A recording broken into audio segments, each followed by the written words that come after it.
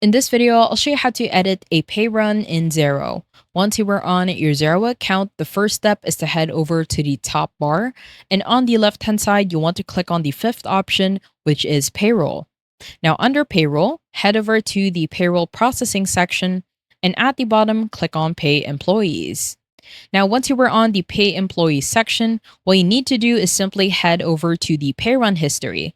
At the bottom, it will show you all of your pay runs, and in order for you to edit one, simply click on one pay run. This will be the weekly calendar, and it will also say that this is the latest. So click on that pay run.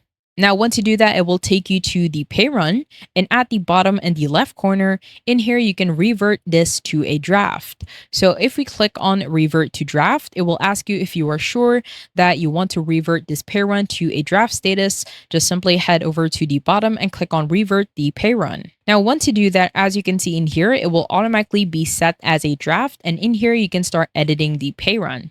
So on the employees included, let's say you actually want to include an employee. So on the right hand side, just simply click on the circle in order for them to be included within this pay run.